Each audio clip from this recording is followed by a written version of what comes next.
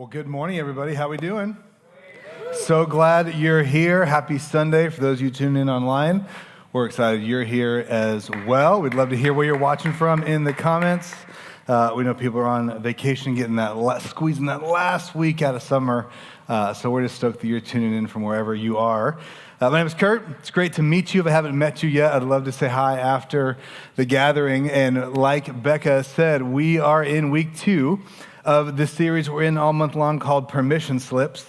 And we were talking last week about how, we're starting to get the emails. Our kids are going back to school in a couple weeks about all the trips that they have coming up this year and all the permission slips we have to sign. And it just got us thinking about how in our life, whenever you are going to do something that's exciting or out of the ordinary, we feel like we have to have a permission slip. And so the question when you're an elementary school student is have your guardian sign it and bring it back on time so you can go to SeaWorld or whatever. But for us as adults, who signs that? Like, who actually gives us permission for that dream that you have, for that desire to go beyond just what you've experienced so far, for the spaces where you want to reach and trust God in new areas?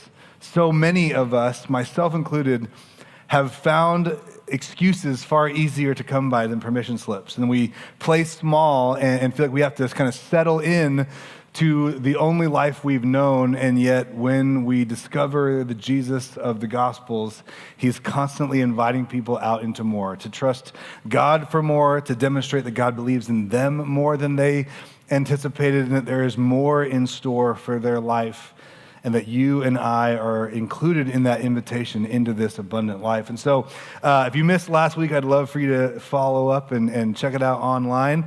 But today, we're talking about one specific thing that actually, this one thing has the power to impact everything in your life. It can impact your work, your family, your parenting, your finances, your faith, your future. This one thing matters whether you're in middle school, high school, whether you're a grown adult or a senior adult. This one thing helps you get focus on your finances to make improvements and good choices there. It affects your attitude at work, whether you love your job, hate your job, or run your own company, and you feel both of those things in the same day, right? It helps you determine how to handle difficult circumstances, and it even perhaps can reframe how you view your most important relationships, all by focusing in and settling on this one thing. And the good news is that this one thing that we're talking about today is something that you already know that you need. It's something you already know that you need to discover. It's something that you've probably already have, whether you meant to or not, thought about, how do I get clear on this one thing? And you maybe even have spent money and time and even formed and gotten into or gotten out of relationships trying to figure out the implications of this one thing. And it might be different for all of us, but the desire to discover and live out our purpose is something that's universal to every single one of us. And so how you discover your purpose is what we're talking about today. How do you find it? How do you, step into it? How do you discover what it is? What happens when it changes? How do you actually move forward in life with a sense of purpose? Because not only is Purpose a great Justin Bieber album, but it actually helps clarify what is, most important in those moments when life actually feels most unsure. The reason that purpose matters for all of us is because it helps direct and clarify and even redirect our lives and our choices when we don't know what to do next. It's a place we can go back to. In fact, it's most important not when we're setting a course and charting a course for our life and everything goes according to plan. It's most important when we feel stuck or backed into a corner, or that we look around and we go, how did I get here? Ever felt that way? And so the reason it's interesting, I think, specifically to talk about purpose in a kind of church setting is because if you're honest, you've put language to your life to discover this in some way or another, and God actually has a lot to say about it. But whether you believe in God or not, or whether you'd call yourself a follower of Jesus, if you just stumbled across this on YouTube sometime, and and you maybe had never put that idea together, there is something still inside of you that has desired to know, is there a plan for my life? Is there a direction I should be going? Is there steps I should be taking? And if you've ever asked the question, is there a plan for my life? It infers that somewhere, whether you have a name for this or not, there is the inference of a planner in your life. And most of the time when you're asking that question, you recognize that you are not as good of a planner perhaps as you might have thought you were. And so the question for us is, what does that mean, and what does that look like? And especially for those of us trying to love and follow Jesus, how does this make sense on a macro level and even on a minute, personal, extremely important day-to-day decision type of level? And so we are going to cruise through quite a bit of scripture today in a story about a guy who found a way to discover his purpose in perhaps the most unlikely scenarios of his life. His career was set. He was loving his job. He was close to power and safe from harm. And yet something showed up in his life that itch, that whisper, that thing you just can't quiet, even when it's all quiet at night, that you were made for more, just came to him over and over and over again. And he decided to do something about it. And it's powerful as we look to this story to think about how it might relate to our own life. That maybe there's a dream you've put on the shelf for a long time. Or maybe this morning you find yourself in a scenario either by choice or by circumstantial force that you are in a space that you realize it's time to begin again. Maybe you have had an incredible career and for a while it gave you a sense of purpose, but now you're edging towards retirement. And while you're excited, you might also feel a little bit lost. Or maybe that relationship was really that center of your purpose and that relationship came to an end. Or you put all of your energy into raising incredible kids and you succeeded and they launched and now they're out living incredible lives and you're so proud of them, but the empty nest isn't just lonely, it also is, if you're honest, making you feel a little bit lost. And as we watch the Olympics over these last few weeks, what I love about these sports is that it's so clear when someone wins, right? Even down to the photo finish of a 100th of a second, you get your torso across the line, you win, right? You get more balls in the basket, you win. If you kick the ball into the goal more than the other team, you win. But when it comes to our life, when it comes to your story, when it comes to your finances or your relationships or your faith, how do you know you're winning? How do you know if you've succeeded? How do you know if you've accomplished what you were meant to accomplish? And so, like I said, to wrap our minds around how we pursue our purpose, how do we clarify those wins and take steps towards it, we're going to look at the life of a guy named Nehemiah. Now, Nehemiah lived about 450 years before Jesus, when the nation of Israel was under captivity by the Persian Empire. If you've ever seen the movie 300, the leader of the Persian Empire in 300 was Xerxes. His son, Emperor Artaxerxes, was the leader of the Persian Empire when Nehemiah lived, and Nehemiah was actually the cupbearer to the king. So he was kind of like a bodyguard / sommelier, right? Where he would taste the wine to make sure nobody was trying to poison the king. So high risk, high reward kind of career. All right, so if you want to turn to Nehemiah chapter 1, you can do that. It's in what we call the Old Testament or the Hebrew Scriptures. If there's a Bible in the seat back pocket directly in front of you, if you don't have a copy of your own, we say this regularly, you can steal a Bible from church today. We would love to send you home with one. But you can turn to Nehemiah in this blue Bible. It is on page 289. If you want to find it on your phone or another tab if you're watching online, however you get there, let's go to Nehemiah 1 together so we can follow along. All right?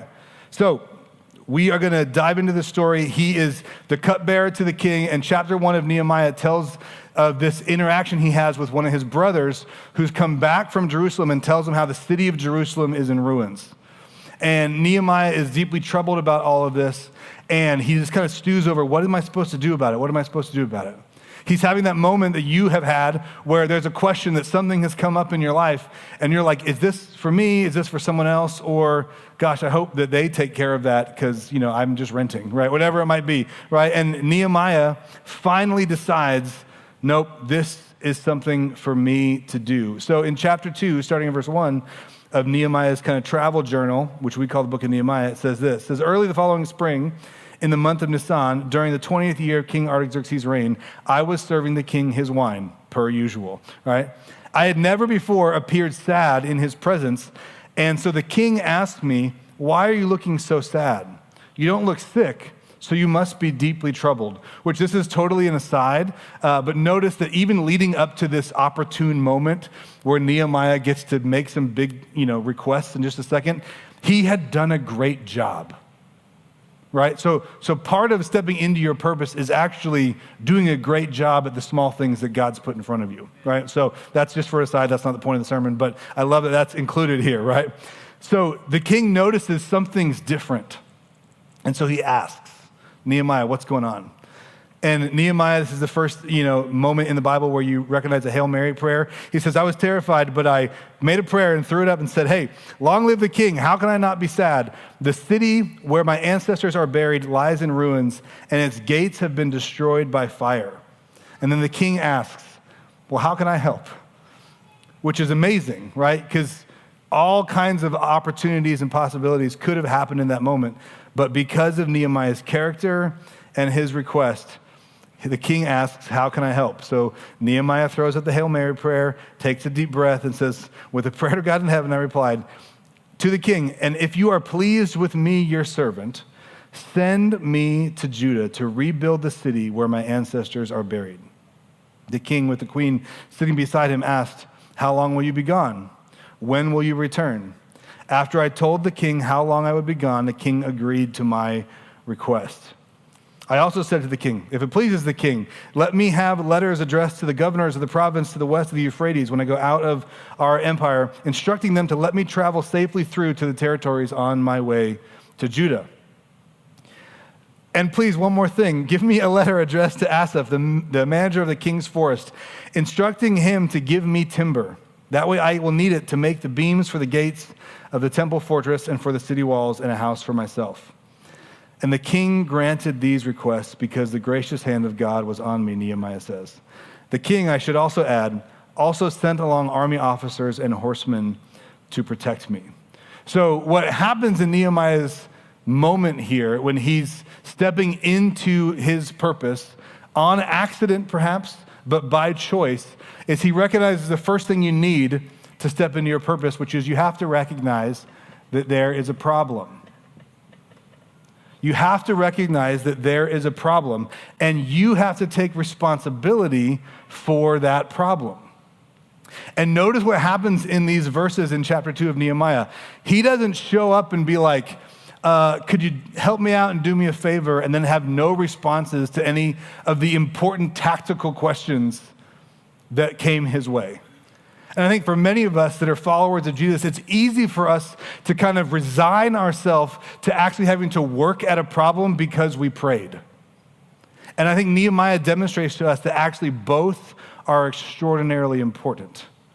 That Nehemiah recognized the problem and he prepared to solve the problem. He knew his limits. He knew what he could not do because, again, he's the cupbearer to the king, but he's also not an employee. He is a slave, so he can't leave on his own, right? But he knows what to ask for. He knows what he's going to need. He has clearly planned out how he is going to solve this problem, and he knows who to ask for help. Imagine the king had said, like, well, when are you going to be back? You're like, I don't know, when it's finished. It's like, well, that's not going to work, right? I'm going to give you a timeline. I'm going to set a goal, right? And this is what's so incredibly important is for many of us, when it comes to the problems in our life, the things that motivate us, that whenever you discover a problem in your life, rather than seeing that as perhaps an obstacle to God's will for your life, what if we flip the lens and saw it as a permission slip to direct us towards stepping into our purpose? That the things that bother you perhaps could be the very space that God has gifted and brought you to actually make a difference in the world. That was certainly true for Nehemiah. It's been true in my life, and I believe it's true for you. But if I wait until the opportunity shows up to get ready, we won't be ready. Nehemiah was ready for this opportunity, right? And for many of us, right, it is so easy for us to stay stuck, wishing God would be clear about his will for our life, wishing God would be clear for the purpose that he's invited us to step into, rather than to take the radical responsibility to do the hard work of getting really clear ourselves. See, this is what happens is whenever you find a problem, right, the first thing you're going to experience, if it's an important problem, is you're going to experience some fog. Because any problem worth solving is going to be bigger than you know how to solve it when you discover it. And the first step that you have to take when you find a problem is you actually have to clear the fog. You have to ask really great questions. You have to plan ahead. You have to make some decisions in that first movement to clear out the fog and say, I know what the problem actually is. Because you've had this moment in your life, I know I have, where what we think the problem is actually isn't the real problem. It's just a symptom. So Nehemiah gets very clear on the problem. And he gets very clear on the steps that he needs to take. And he begins to step forward into solving that problem, knowing that his purpose is found in the mix. That actually rebuilding the city, right, that was a problem, but that wasn't Nehemiah's purpose. Just like for us, when we set our purpose as, I want to just make more money or get that promotion or get a bigger house or gather more power, right? Those actually aren't our purpose. They can be great kind of realities that show up when we pursue our purpose. You can find more meaning and find more value, but if your purpose is rooted in success, it's fragile. It's fragile. Because when life goes up and down, your purpose gets lost in the fog. But if your purpose is rooted in who you are becoming, as Irvin McManus says, you become unstoppable and untouchable because you are becoming the better woman, the better man, the better leader, the better athlete, the better boss, regardless of the ups and downs, in winning or losing, in success or failure, you are becoming who God dreams for you to be. And so you are stepping into your purpose, even without success, even in those moments that you wonder, is this worth the risk? I was talking to a friend of mine at coffee shop earlier this week. He's working at Mosher, his name's Daniel. And I said, hey, what do you want to do? You know, he's a younger kid, and he's still in that age where it's appropriate to ask people, what do you want to do when you grow up? When people ask me that, I get a little nervous. What's your real job? And so I was asking him, I said, hey, like, what do you dream for your life? Like what do you want to do? He goes, I really want to work in the hotel industry. I really want to be a hotel manager. I'm like, that's awesome. We had this great conversation. And I said, why are you working here? Is it just to pay the bills? It's just, it's local. It's, I'm going to college while I'm studying. It's close by. And I'll never forget his answer. He said, if I can learn to do menial tasks super well, which I was offended because he was making my drink. I'm like, that's really important to me right now. No, but he's like, if I can learn to do menial, repetitive tasks super well, then I know when bigger opportunities come my way, I will have the ability to do those well at the same time. And I thought, like I can't wait to stay at your hotel. Like I saw the future that he was dreaming of with him because he understood, hey, there's a problem that I have to learn that college isn't going to teach me because I can read all the things and pass all the tests, but I got to know my own why. That's for me to figure out. And I got to step into that. And that's the tension of purpose, right? Is how do you continue to focus on who you're becoming in the midst of whatever it is that you're doing? Whatever task is in front of you, can you have a focus on why you're there? What are you going after? Who are you becoming in the midst of that? And I believe this first movement to discover our purpose, if we let Nehemiah's life and Simon Sinek's best-selling book be our guide, we discover that when you have a clear why to live for, you can get through anyhow. That whenever you and I lose our why, we actually begin to lose our way. That when you lose your why, it doesn't matter if you're in a moment of success or seemingly in a moment of struggle. If you lose why you're there, that's actually when you begin to lose your way, right? That's when you lose your way. We say this all the time when people ask about our church, and we point to our mission statement on the wall. We say, we're here empowering all people to love and follow Jesus. And when you start something, 6 weeks before a global pandemic shuts down the entire world, and you spend a year and a half just pivoting and reorienting and reinventing over and over and over again, you have to cling to your why, because the how is always changing. And this has become true in so many ways, and my guess is it's true for you, that when you lose your why, you lose your way. And so you have to understand why you're going after this problem in the first place. That for Nehemiah, the goal wasn't just to rebuild the wall, it was to restore the community that he was a part of. So that's movement one. Movement two, we're going to find in Nehemiah chapter 4. So flip a page over, and we're going to start in verse 13 of Nehemiah chapter 4. So Nehemiah's gotten back to the area where, Jerusalem was. It's totally destroyed. And he begins to gather some people to begin work at rebuilding the wall at the blessing of the king of Persia. And because the walls have been torn down for so many years, there's warring warlords all around, kind of just picking up the scraps and operating in fear. And there's all this unsettled and like violence going on in the area. And so he recognizes that there is something that's keeping people from being able to focus on the task at hand, to focus on the work, because they're always putting out these fires of trying to defend themselves, and they're losing their sense of why, because that's going to happen when you run after something important, right? You're going to lose your sense of why. And so what do you do in that second movement? We're going to find it in Nehemiah chapter 4, starting in verse 13. He makes a decision, and he gathers all the people around that are helping him. And he says, I stationed some of the people towards the lowest points of the wall and at the exposed places. Now, don't miss this. I posted them by families with their swords, their spears, and their bows. And I stood up and I said to the nobles, the officials, and to all the people, pointing to those that would do them harm outside, don't be afraid of them, but remember the Lord, who is great and awesome. Don't be afraid of what you can see, but remember what God has done in the past, and fight for your families, for your sons and your daughters and your wives and your homes. He brought their focus not just to the large task that they were all doing together, but to their particular, specific, unique part to play in the goal. See, again, Nehemiah's purpose wasn't just to rebuild the wall, it was to restore the nation, right? And so the city was being rebuilt. That was a step in the process that gave them some security, some national identity. It boosted their economy. It gave them a project to work on, right, that was bigger than what they thought they could do. But what good would it be if they built the wall for the city to keep out all the threats from outside, but inside they were still warring with themselves and with each other? And so he redirects their focus back to what already matters to them.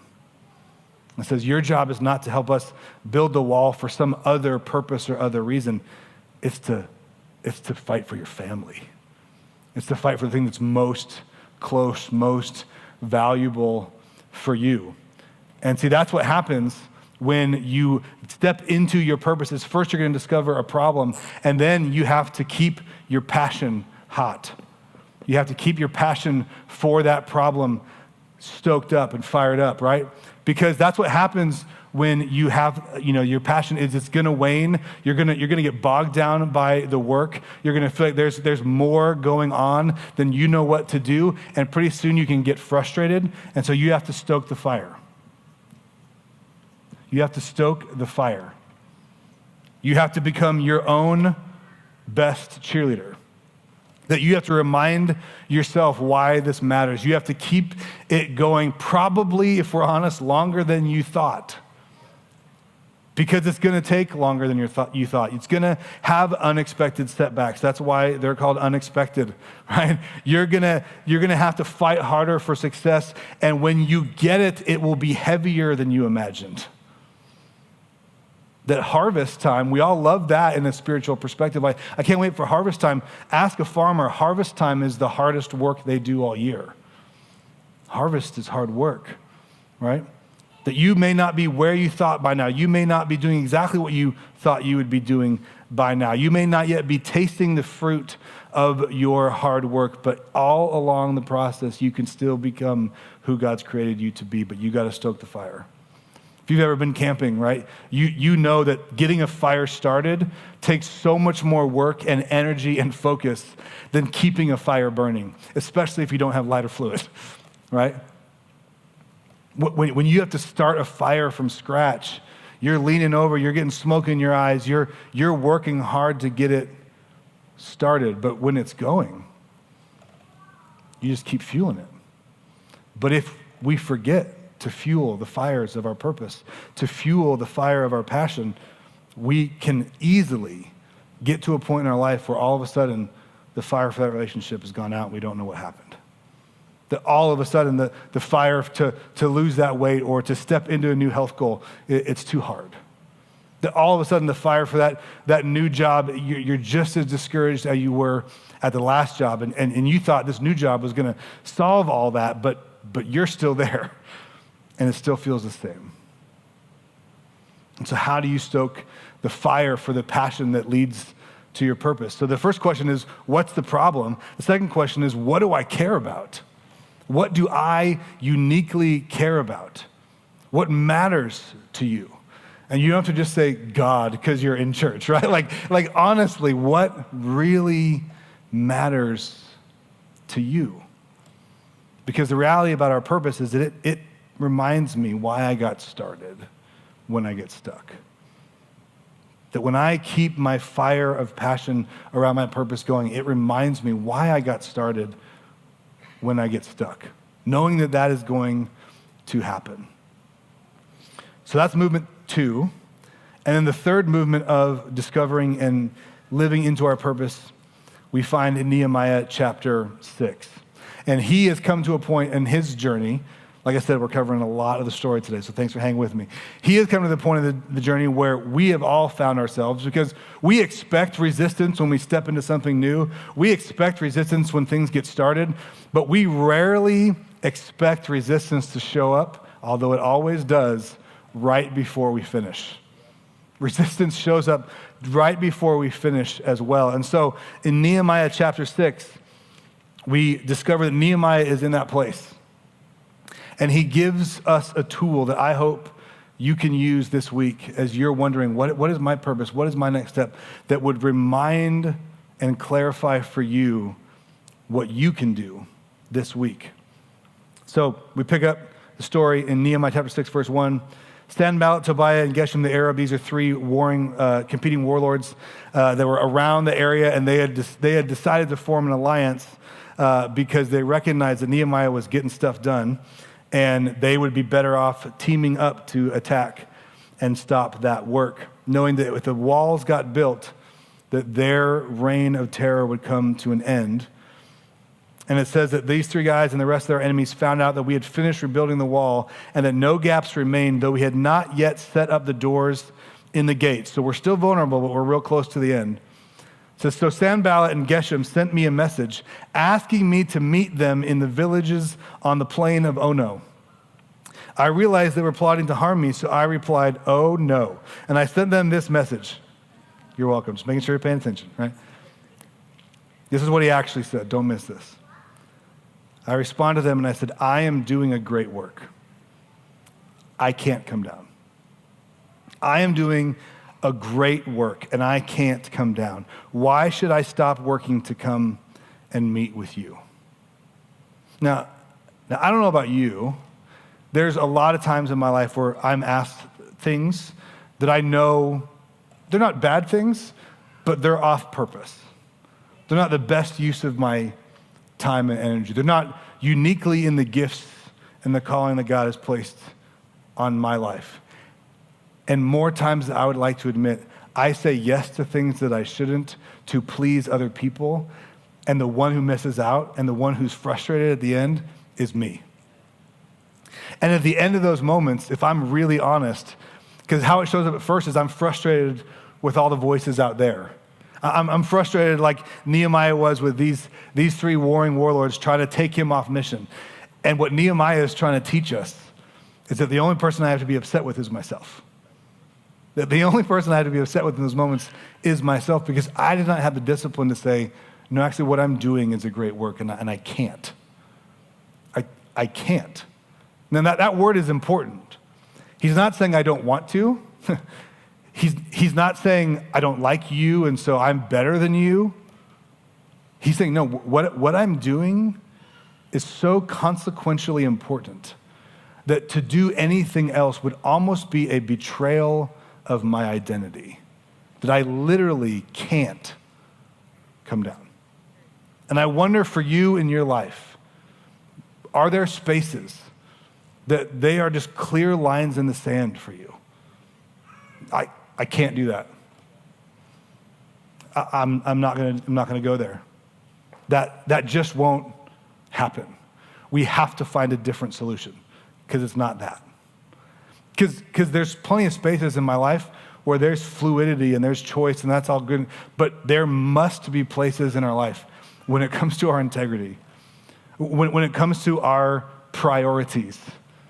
Right? We're Americans. We love priorities, plural, which linguistically is impossible. There is only one priority at any point in your life, right?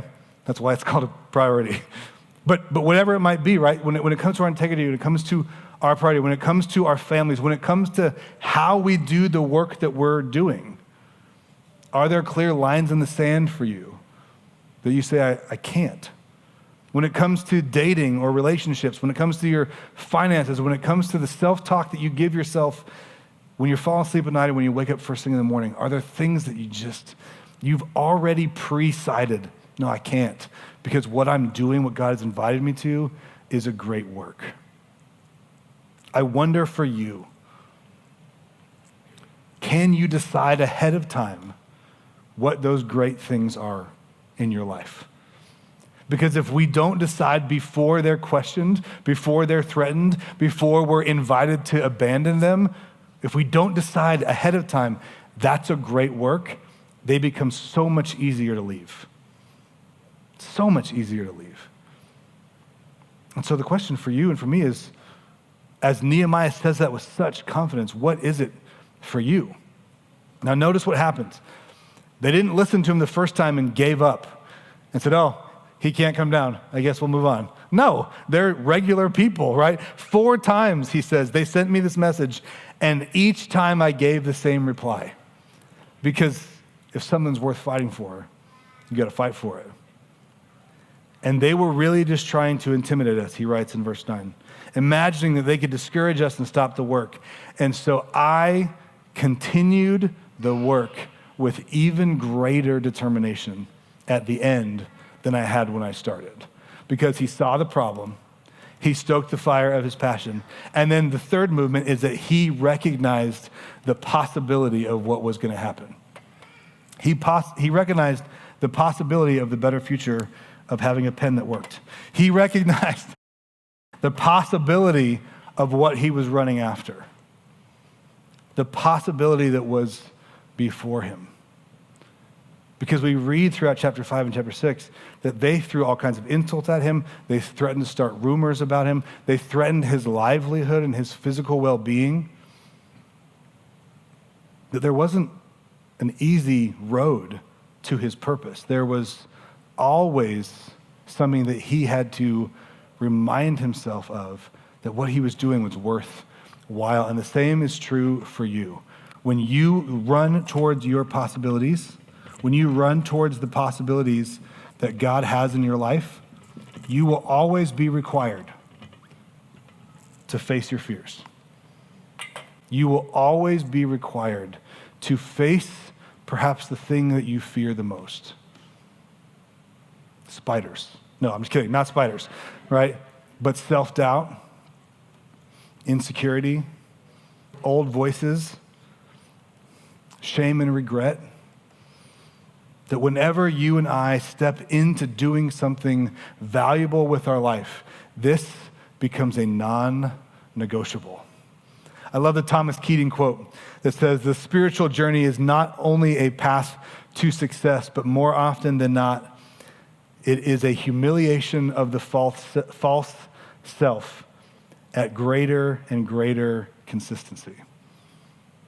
that if you really want to follow Jesus into your purpose, you will have to face your fears, acknowledge the false parts of you, and ultimately let them go. To actually step into all that God has for you, you will have to, at greater and greater amounts, be willing to develop the resistance that comes from facing your fears. This is why great coaches and great therapists, that when they are trying to help their clients, they lead them to engage in voluntary exposure to increasingly palpable doses of their own worst fear.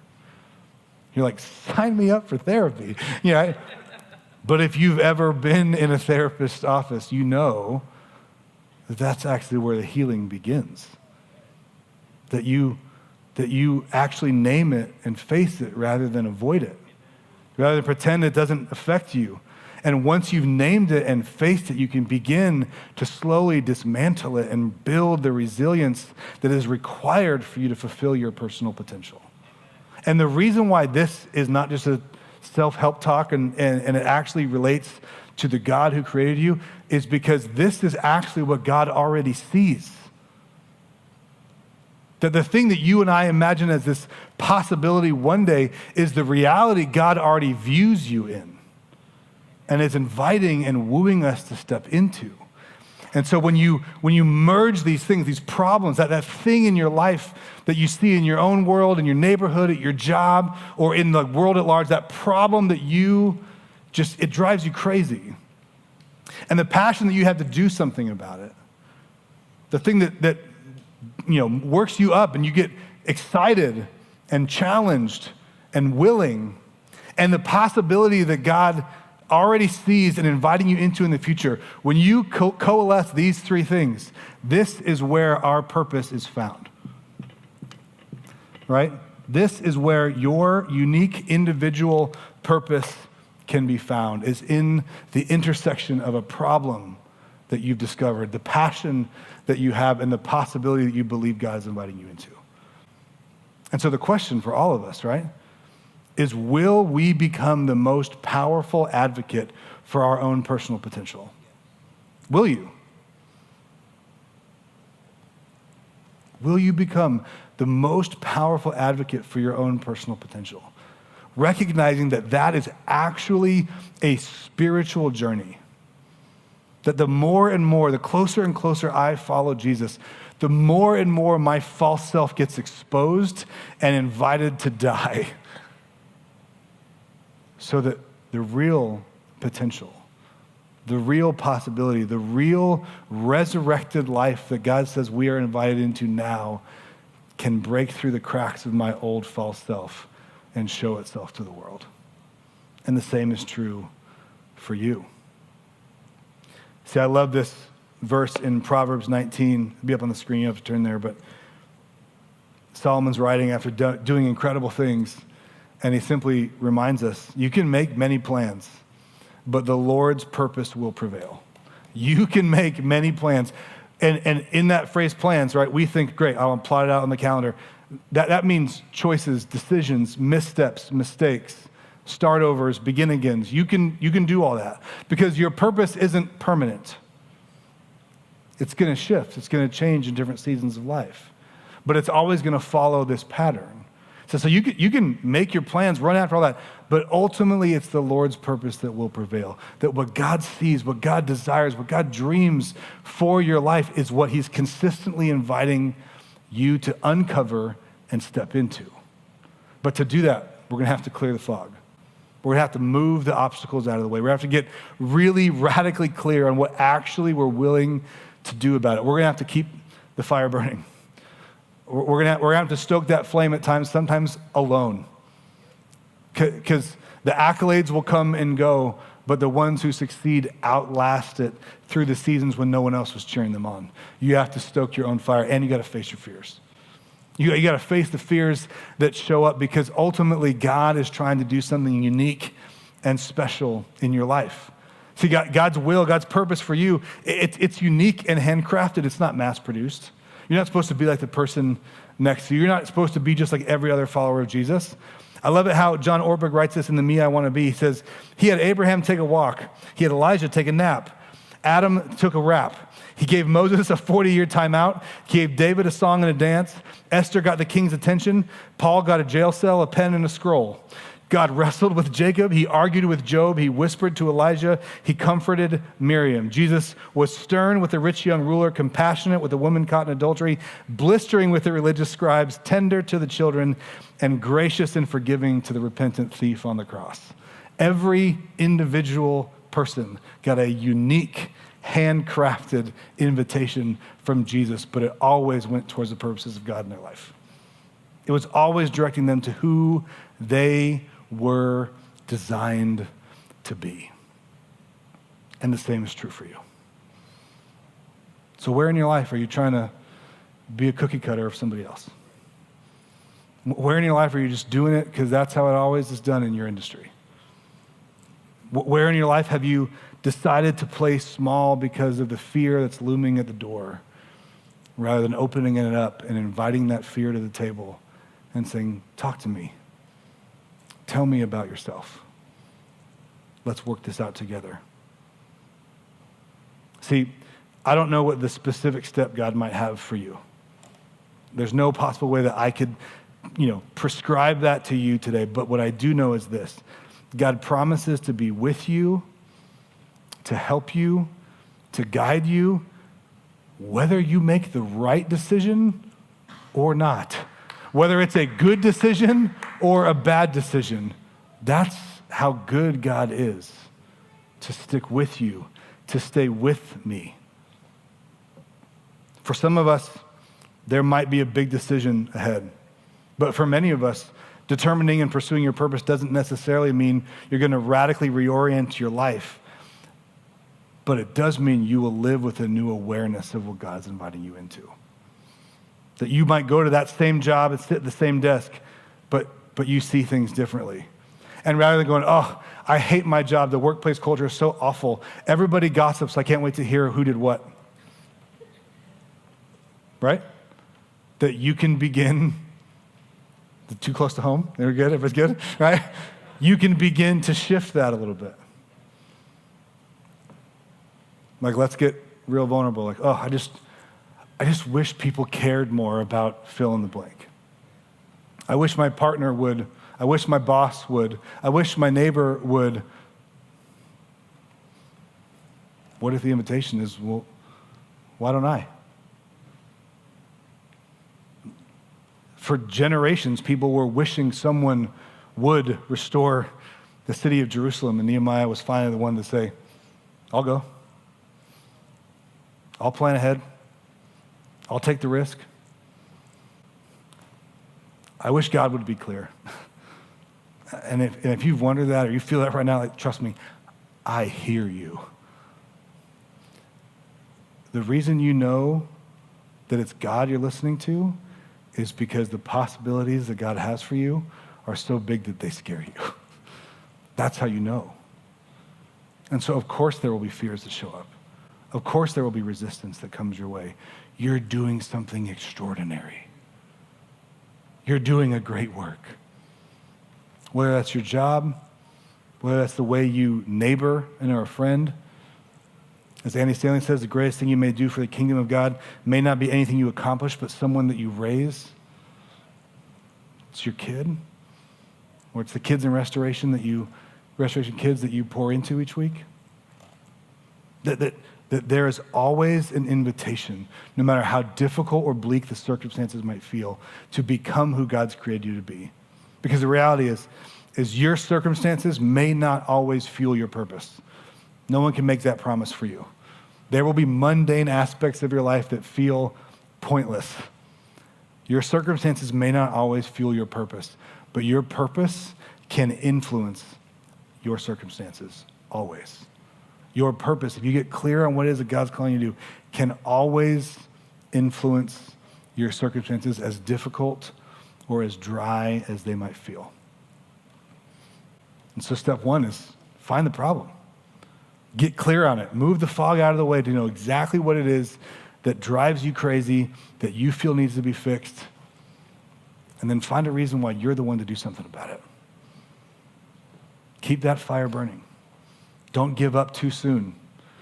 and believe in the possibility that God has for you. Believe that there is more in store, that your best days can be your next days in your life, but it will require that you grow and change to get there. You will not arrive at your possibility the same. You will have to face your fears. You will have to be honest with yourself. You will have to step into perhaps some new areas of self-awareness to become all who God's created you to be. But imagine, just for a moment, imagine if this week, between now and next Sunday when we come back together, if you decided, I can do anything for a week, I'm going to live this way for the next 7 days.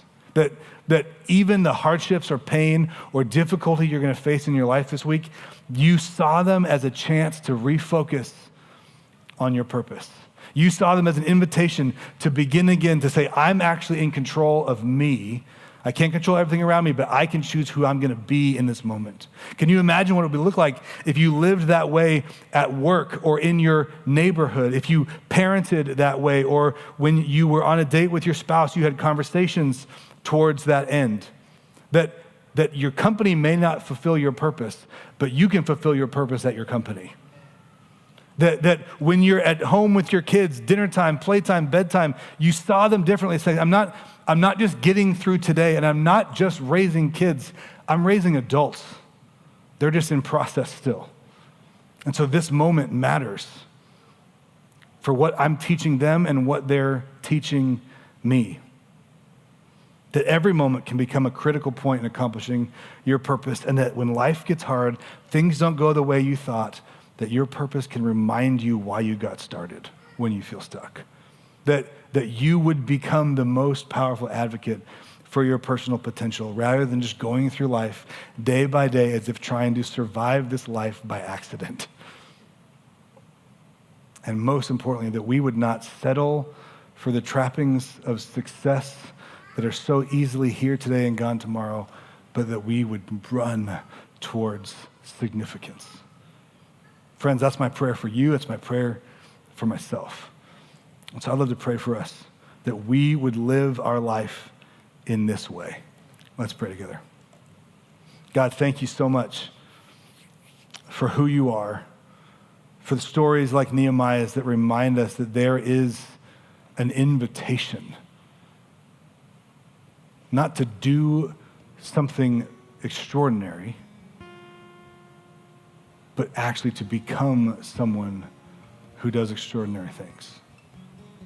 That your invitation for us is so much greater than we even imagine for ourselves. And so I pray for those in this room right now that their best next step this week is to get really clear on what it is that is keeping them from facing the problem that they know is there, but they've just chosen to ignore it or dismiss it or hope it goes away after enough time. I pray that they would have incredible courage to clear the fog this week. For those that need the reminder to keep the fire burning or to light it up again, if it's been out for a while or they've given up or they feel like they've lost hope, that there's always a new beginning. Would you inspire them this week to keep the fire going? And would you comfort those who are stepping into spaces of possibility, whether through difficult circumstances that wake them up to no longer settle for their life, or for new challenges that they're facing because they've decided to trust you for more? God, would you comfort them as they perhaps face the fears that accompany new levels? God, for all of us, as we find our purpose in the intersection of those three things, of the problem and the passion and the possibility, God, I pray that we would feel you at work in our life in new ways this week as we decide to live at a higher level following you. That you already, Jesus, have given us permission to risk, to try, to trust. And that you don't expect us to get it right all the time, and you don't leave us when we fail. But that today, even for someone, they would be reminded that while they may have given up on something for themselves, you have not given up on us yet. So Jesus, we thank you for that truth. It's in your name we pray. Amen and amen.